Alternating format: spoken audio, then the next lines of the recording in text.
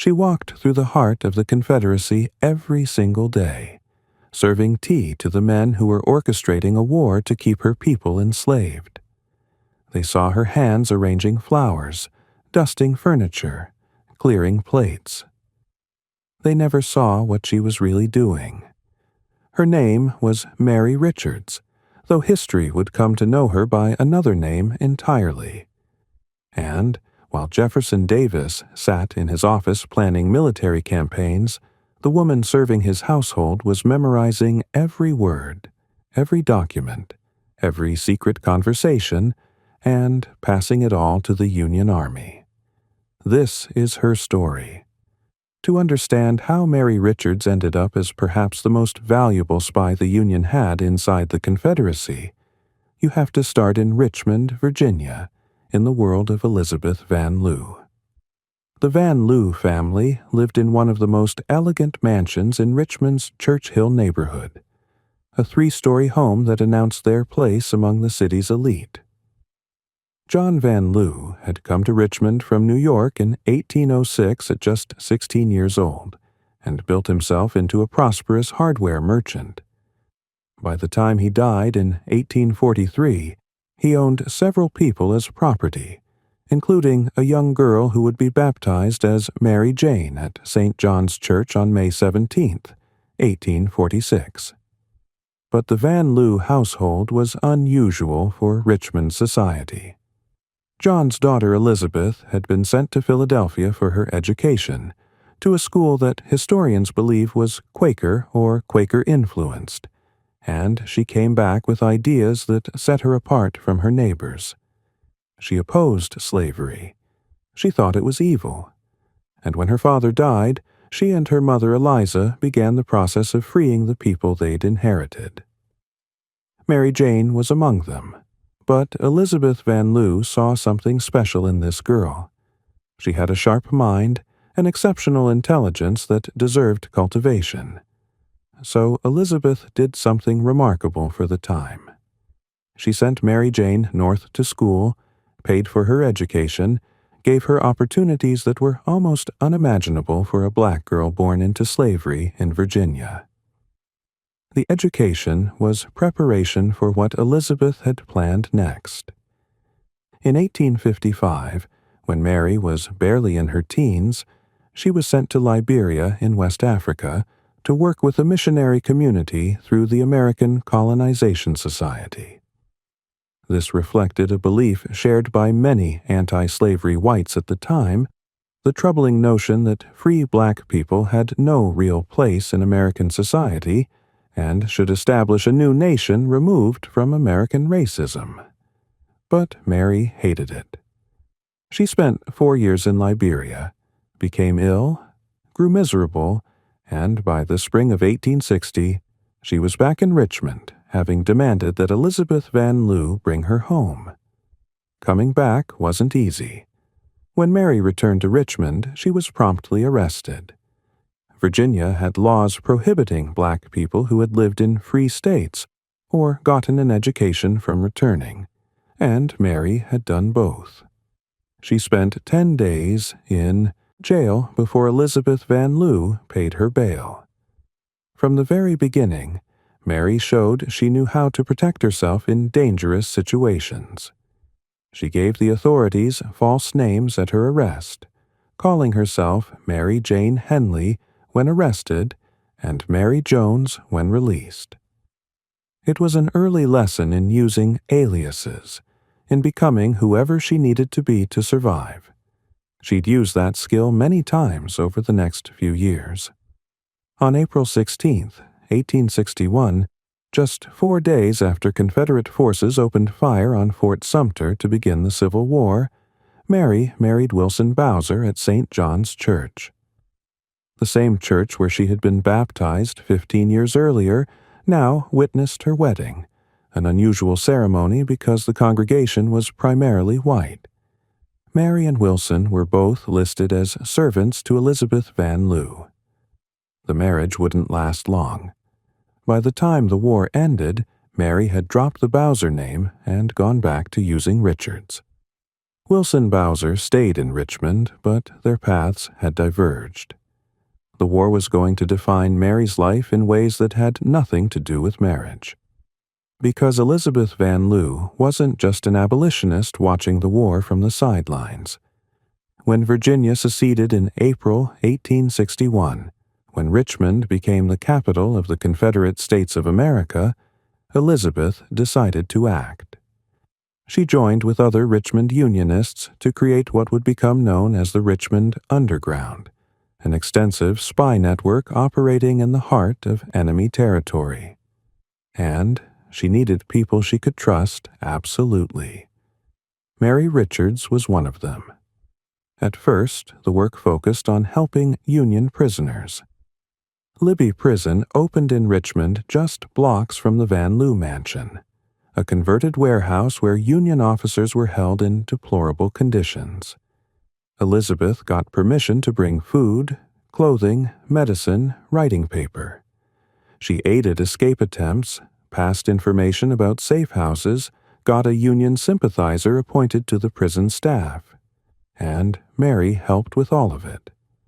But Elizabeth and her network were gathering something more valuable than supplies. They were gathering intelligence.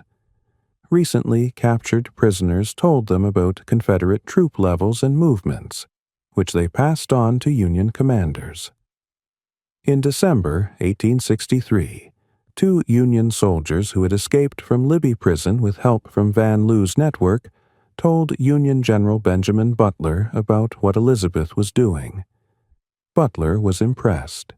He sent a representative back to Richmond with orders to officially recruit Van Lew as a Union spy. That's when everything changed. The Richmond Underground went from a humanitarian operation helping prisoners to a full-fledged intelligence network officially working for the United States government. And Elizabeth knew she needed someone inside the Confederate government itself. Someone who could get close to the most powerful men in the Confederacy. Someone they would never suspect. Mary Richards was a free black woman, literate, educated, fiercely intelligent. To get the information Elizabeth needed, she would have to pretend to be something else entirely. She would have to pose as enslaved. Think about what that meant. Mary had fought to come back from Liberia specifically because she refused to give up on America, on the idea that she belonged here as a free person. Now she was going to walk back into bondage, at least in appearance, to destroy the system that had once held her. Getting Mary into the Confederate White House required careful maneuvering. Elizabeth Van Lew had a friend, someone with connections to Varina Davis, the Confederate First Lady. Van Lew urged this friend to bring Mary along to help out at functions held by Mrs. Davis. Mary was eventually hired full-time, working in the Davis household from sometime in 1863 until just before the war ended in 1865. The Confederate White House on Clay Street in Richmond had been built in 1818, a gray stuccoed neoclassical mansion designed by Robert Mills. When Jefferson Davis and his family moved in during August 1861, they brought a young family with them: 6-year-old Margaret, 4-year-old Jefferson Jr., 2-year-old Joseph. 2 more children, William and Varina Ann, would be born in that house during the war years. Joseph would die there too, falling 15 feet from the railing on the east portico in the spring of 1864. The house was a place of both power and profound personal tragedy. The household required somewhere between 12 and 15 servants to function, a mix of enslaved people the Davises had brought with them and hired help like Mary. The turnover was constant. People ran away, died, quit, got sold or impressed into Confederate labor. Varina Davis was by all accounts demanding, difficult to work for, and servants rarely stayed long. Mary fit in as just another domestic worker, one of many black faces moving through the house, cleaning, serving meals, tending to the endless social obligations that came with being the Confederate First Lady. Here's what made Mary so dangerous to the Confederacy and so valuable to the Union. She could read. In a world where servants were expected to be illiterate, where the racism of the day meant white people often acted as if black servants weren't fully sentient beings, Mary could read every document she dusted, every dispatch left on Jefferson Davis's desk, every piece of correspondence lying in an office she was supposed to just be cleaning. And she could listen. The men who visited that house, who dined there, who met in those rooms to plan Confederate strategy, they talked freely around the servants. It never occurred to most of them that the woman clearing their plates was paying attention to every word, understanding every implication, and memorizing it all to report back to Elizabeth Van Lew. Some accounts claim Mary had a photographic memory. That detail comes from a document called Recollections of Thomas McNiven, held by the Library of Virginia, which describes Van Lew's colored girl Mary as having this extraordinary ability. Historians, including Elizabeth Varron, author of the definitive biography Southern Lady, Yankee Spy, have questioned the accuracy of this particular document. But photographic memory or not, Mary was clearly effective at gathering and retaining information. Because Elizabeth Van Lew's diary makes it clear that Mary was providing valuable intelligence throughout the war. On May 14, 1864, Van Lew wrote in her diary something that shows just how much she relied on Mary's reports. "When I open my eyes in the morning, I say to the servant, 'What news, Mary?' and my caterer never fails. Most generally, our reliable news is gathered from Negroes, and they certainly show wisdom, discretion, and prudence, which is wonderful." Van Lew's use of the word wonderful there speaks volumes. She was genuinely impressed by the intelligence and careful judgment shown by Mary and the other black members of her spy ring. The intelligence network Elizabeth Van Lew ran was sophisticated for its time. They used cipher codes, invisible ink made from colorless liquid that could only be read when milk was applied to the page. They hid messages in the soles of shoes, in hollowed-out eggs, in the false bottoms of baskets. The Van Lew mansion became the nerve center of operations, with information flowing in from a dozen or more operatives, both black and white, positioned throughout Richmond. Mary's contributions were part of a larger system, but her access to the Confederate White House made her uniquely valuable.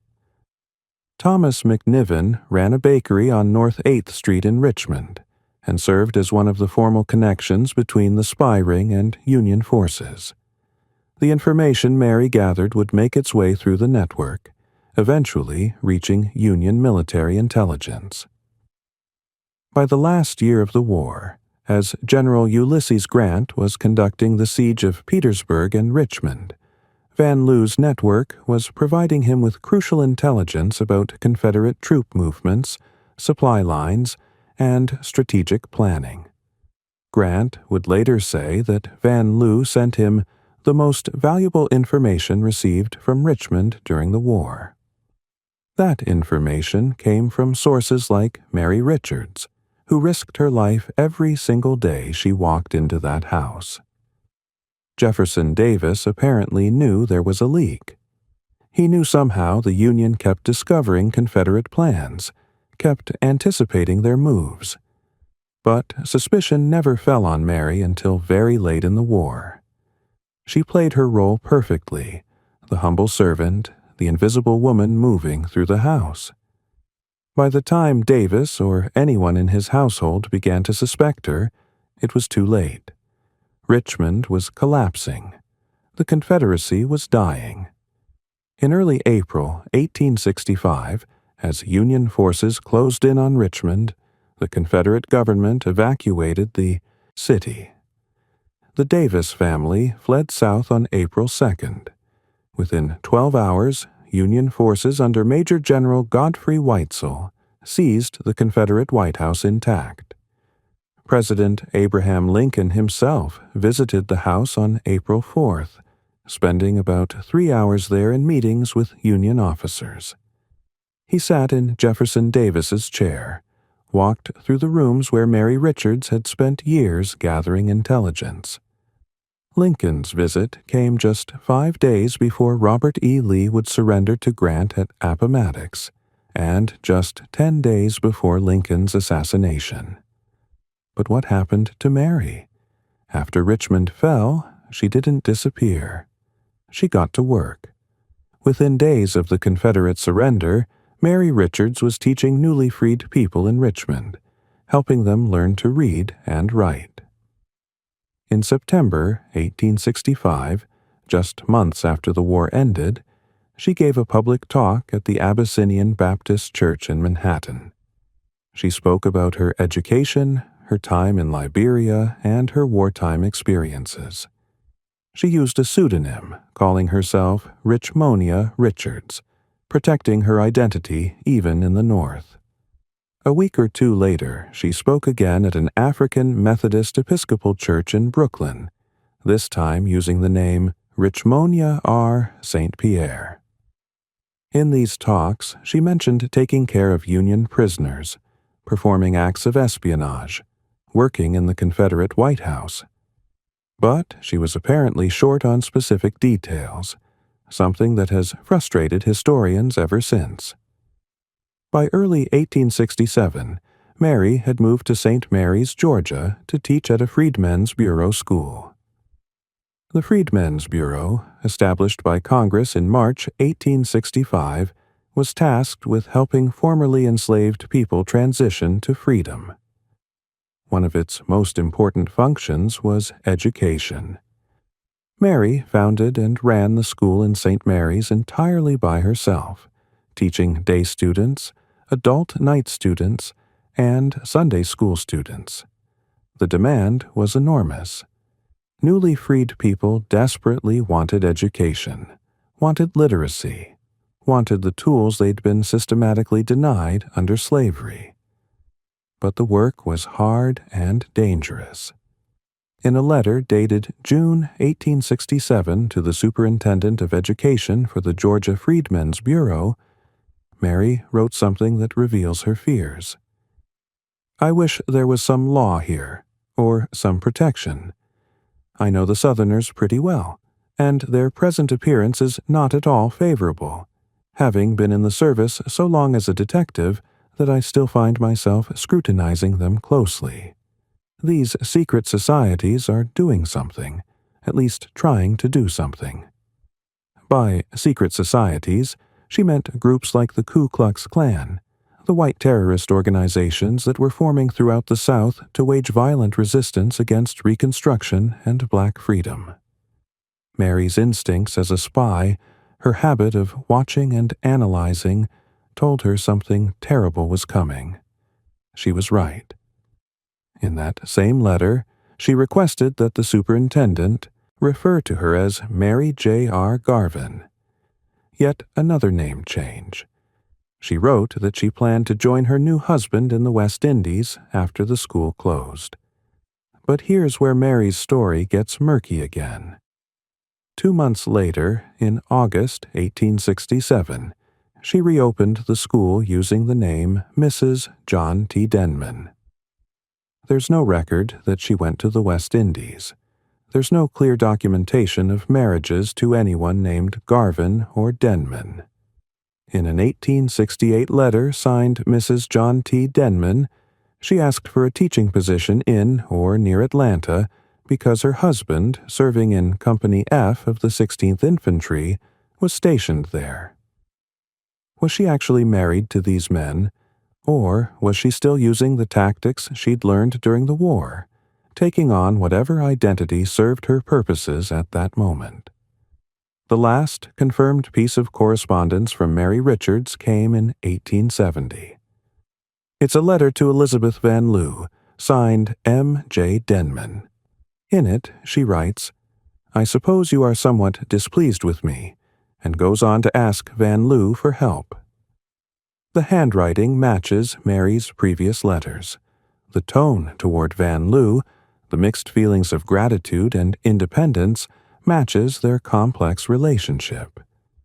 In the letter, Mary mentions she's working as a seamstress and hoping to attend teacher training college if her chronic health problems, fevers she'd contracted back in Liberia, would allow her to continue. Elizabeth Van Loo apparently wanted Mary to come back to Richmond to live with her. But Mary refused.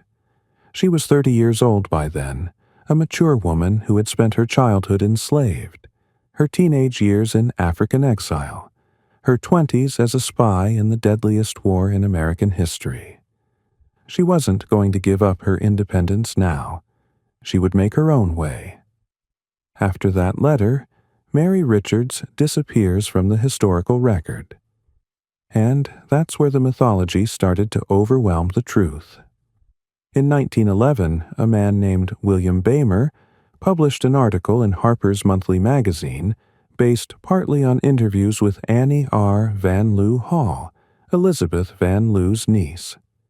The article claimed that Mary Elizabeth Bowser had worked as a spy with a photographic memory, that she'd attempted to set fire to the Confederate White House at the end of the war, that she'd been smuggled out of Richmond in a cartload of manure. These stories made for dramatic reading. They also weren't true, or at least weren't verifiable. The article got Mary's name wrong from the start. It conflated different people's actions, attributing to Mary things done by other members of Van Loo's spy ring. It turned her into a legend, but in doing so, it obscured the real woman. The truth is, we don't know what happened to Mary Richards after 1870. We don't know when or where she died. We don't know if she ever made it to that teacher training college she hoped for. We don't know if she married, had children, lived quietly somewhere under yet another assumed name. What we do know is that historians like Lois Levine have spent years trying to piece together the documented facts of Mary's life, separating truth from myth, finding the real woman underneath all the embellishments. What we can document is this. Mary Richards was born into slavery around 1846 in Richmond, Virginia. She was freed by the Van Loo family as a child, sent north for education, then to Liberia, where she spent 4 miserable years before demanding to come home. She came back to a Virginia on the brink of civil war, was arrested immediately, spent 10 days in jail before being bailed out. She married Wilson Bowser in April 1861, but the marriage ended by war's end. She worked with Elizabeth Van Loo's spy network throughout the conflict, gathering intelligence that reached the highest levels of Union military command. After the war, she dedicated herself to teaching newly freed people, first in Richmond, then in Georgia, fighting to provide education despite poverty, violence, and the growing threat of white terrorist organizations. She was still working toward her own further education when she wrote to Van Loo for the last time in 1870. General Ulysses Grant knew what Elizabeth Van Loo's network had accomplished. When Richmond fell, he personally thanked her, telling her she'd sent him the most valuable information received from Richmond during the entire war. George Sharp, Grant's chief of military intelligence for the Army of the Potomac, wrote after the war that the greater portion of their intelligence in 1864 and 65 owed to the intelligence and devotion of Elizabeth Van Loo. That intelligence came from an interracial network of about a dozen people, black and white, risking everything. Mary Richards was among the most valuable of them, and arguably took the greatest personal risk. Because here's what we need to understand about what Mary did. She was a free woman who chose to present herself as enslaved to gather intelligence for the Union. Every day she walked into that house, she was in danger. If she'd been caught, there would have been no prisoner exchange, no military tribunal, no rules of war to protect her. She would have been executed as a spy and likely tortured first. The Confederacy's treatment of black Union soldiers and civilians accused of supporting the Union was brutal. Mary knew that. She did it anyway. And she did it while navigating a relationship with Elizabeth Van Lew that was far more complicated than simple gratitude. Yes, the Van Lews had freed her and provided opportunities. But they had also owned her as a child. They had sent her away to Liberia based on the belief that free black people didn't belong in America. Mary came back because she refused to accept that premise. She believed she had as much right to America as anyone else. Her relationship with Van Lew combined genuine cooperation, shared anti-slavery principles, and an undercurrent of tension over power, autonomy, and what Mary's future should look like. When Van Lew wanted Mary to live with her after the war, Mary said no. She would not trade one form of dependence for another, even a benevolent one. In September 1865, when Mary spoke in New York about her wartime experiences, she wasn't just telling stories. She was making an argument. She was saying to Northern audiences, "Black people fought for this Union. We risked everything. We were essential to victory. Now we need our rights protected. We're still vulnerable. The work's not done." That's why she kept speaking, kept teaching, kept pushing, not for fame, but for a purpose. For the purpose of building a world where her people would finally be free in fact, not just in law. In 1995, 130 years after the Civil War ended, the United States Army finally recognized Mary's contribution by inducting her into the Military Intelligence Corps Hall of Fame at Fort Huachuca, Arizona. The ceremony described her as one of the highest-placed and most productive espionage agents of the Civil War, someone whose information greatly enhanced the Union's conduct of the war.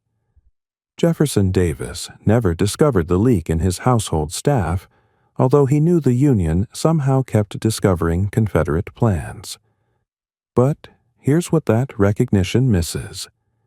It treats Mary's story primarily as a spy story, an intelligence success, a military achievement. And it was all those things. But Mary Richards's life was about more than espionage. It was about a black woman born into slavery who refused every attempt to limit her, who fought for education when the system said she didn't deserve it, who came back from exile when told she had no place in America, who risked her life not once but daily for years, and who then spent her remaining known years trying to provide education and opportunity for her people despite poverty, illness, and escalating white violence. The mythology around Mary Bowser that grew out of that Harper's article has paradoxically made it harder to see the real woman. When we add fictional details, when we make her superhuman with a photographic memory, when we have her dramatically setting fires and escaping in cartloads of manure, we turn her into a character rather than a person. We make her story less believable rather than more compelling. The documented truth, what we can actually verify about Mary Richards, is remarkable enough without embellishment. She was part of a larger network of black Union supporters who have largely been erased from popular memory. The Richmond Underground included free and enslaved black people whose names we know, and many more whose names we don't. They gathered intelligence, aided escapees, disrupted Confederate operations, all while living under the constant threat of discovery and death. Their contributions were essential to Union victory, but white supremacy spent more than a century burying that fact, minimizing their role, or giving credit elsewhere. That's part of why Mary's story matters so much. Not because she was the only black spy, not because she was the only person gathering intelligence in Richmond, but because recovering her documented history, piece by painstaking piece, helps us understand how central black resistance and black intelligence were to ending slavery and preserving the Union. Every document historians find, every verified letter or school report or bureau record is a small victory against erasure. What would Mary Richards want us to know? Based on what she said in her speeches, based on what she wrote in her letters, she wanted people to understand that freedom was still fragile, that racism remained lethal, that education was urgent, that black people had fought for America and deserved full citizenship in return. She wanted protection for teachers in the South, safety for newly freed people trying to build lives. She wanted resources for schools where children who'd been kept illiterate by law could finally learn to read. She wanted white Americans to recognize that black Americans had proven their loyalty, their courage, their intelligence, their humanity. Mary Richards walked into the Confederate White House and helped bring down the government that had enslaved her people. Then she walked into schoolhouses in Virginia and Georgia and helped build something new, something that terrified white supremacists so much they formed the Ku Klux Klan partly to stop it. She survived poverty and chronic illness. She survived being owned, being exiled, being suspected, being threatened. She survived until at least 1870, and then she vanished, taking her full story with her. We're left with fragments. Letters signed with different names. Bureau reports about class sizes and supply shortages. Van Loo's diary entries praising her intelligence and discretion. Newspaper accounts of speeches she gave under pseudonyms. A baptism record from 1846. A marriage record from 1861. A letter to Van Loo from 1870 asking for help but also asserting independence. It's not enough. We want to know more. We want to know how her story ends.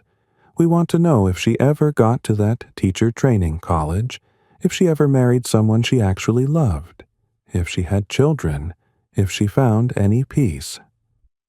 But maybe the incompleteness is part of the point.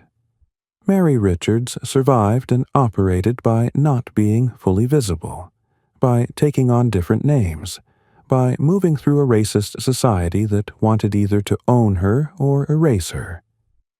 The gaps in her documented history aren't just accidents of record-keeping. They're also evidence of her strategic invisibility, the same skill that let her spy in plain sight. She became whoever she needed to be to survive and to do her work. Even now, more than a century and a half later, she remains partially obscured, still protecting herself, still refusing to be easily categorized or contained. What we can say with certainty is this. In the deadliest conflict in American history, in the capital of a nation built on slavery, a black woman walked into the home of the Confederate president every day and helped destroy him. She did it knowing she would likely receive no recognition, no protection, no reward. She did it anyway. After the war ended, when she could have disappeared into obscurity, she chose instead to teach, to speak, to fight for the future of her people. She kept going until at least 1870, and possibly much longer. Mary Richards matters, not because her story is perfect or complete, but because it's true. Not because she was superhuman, but because she was brilliantly, courageously, strategically human. not because she fits our myths about Civil War spies, but because the documented reality of her life shows us something more important than myth. It shows us that enslaved and free black people weren't just victims of history waiting to be saved. They were active agents of their own liberation and essential architects of Confederate defeat. Every time historians find another document, another letter, another piece of verified evidence about Mary Richards's life, they're recovering not just her story, but the larger truth about how slavery ended. It didn't end because white people decided to be benevolent.